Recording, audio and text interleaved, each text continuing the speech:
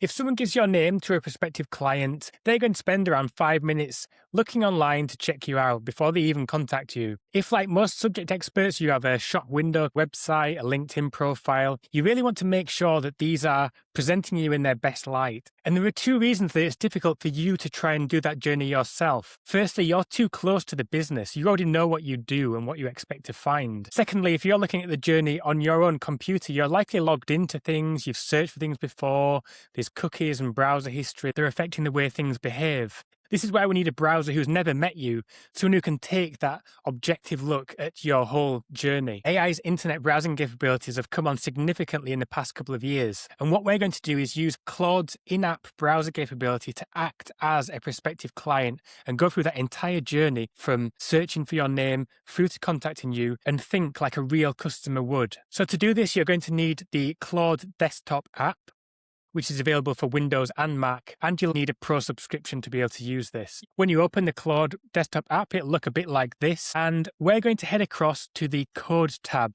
Now, you don't need to worry here. We're not actually writing any code, but the in-app browser functionality sits within this side of the platform. It may ask you to select a folder on your computer, in which case you just create a folder anywhere and then click on this button here and then choose that. But once you're on this page, we can start this whole process. Now, I'm going to run this search on one of our businesses called Candle Digital. And while it's not strictly an expertise business, you'll be able to get a feel for how this works, what it's looking for, and how it sees that whole user journey. I'm just going to paste in a prompt here, and we'll share a link to this prompt in the description of this video. But essentially what it's going to do is tell Claude to act as a prospective client, and it's been given our name, Candle Digital, by a colleague. And it's going to objectively look through the internet, searching, finding the people, the website, the proof, and how to get in touch. And in each step, it's going to try and document what it can find, what it can't find. It's going to finish by reporting back with some key findings and what we might do to improve some of those. So I'm just going to hit enter now to get that started. And then what you'll find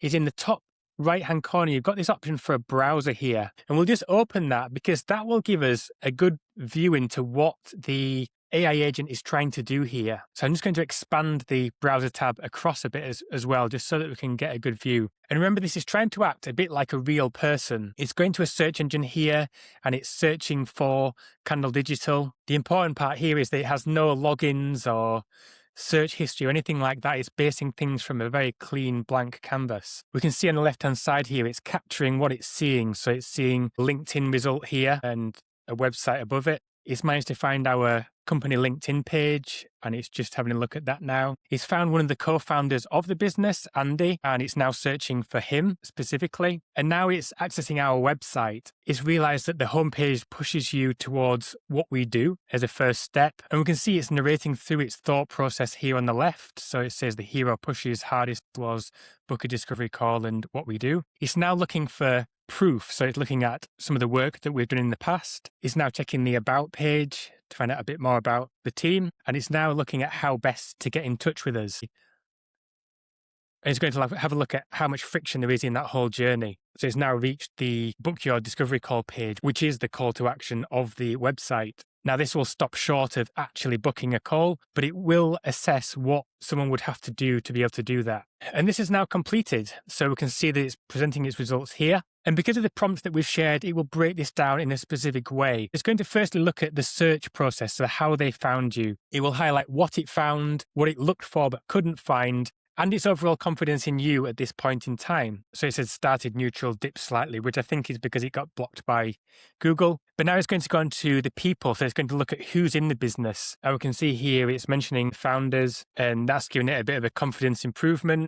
It's then moving on to the website, again, looking at what it found and what it couldn't find, and its overall confidence, and it's saying it's going upwards. And now the proof, is this company legit? And it's looking at, again, what it found and what it didn't find, but it's saying the confidence is up, and a particular case study that swung it towards the higher confidence level. And now it's looking at how it would get in contact and how much friction there was along that journey. And in this instance, it was able to find what it needed and its confidence is up. So across all of that, what it will do now is give a handback. So what they might potentially say to the person who recommended you to them. And it'll say, identify who they are, how many people, what they do, in particular what they couldn't find, such as pricing, for example. And it'll list the 5 most likely things that would make someone hesitate. So it's saying here about credibility, small footprint, case studies being self-published, founder dependency, and things like that. And finally, it'll give an overall decision about whether you should actually contact them. And in this case, it says it would. So they would contact Candle Digital. It's free, low commitment, and they would be able to get in touch quite easily with a founder and be able to find out more. So you can see how useful that objective view of the whole journey was. And there are 3 or 4 actionable things that we've got from that we could potentially improve. And it only really took maybe 10 minutes to run. If it identifies a few blind spots, then that is a really good use of your time.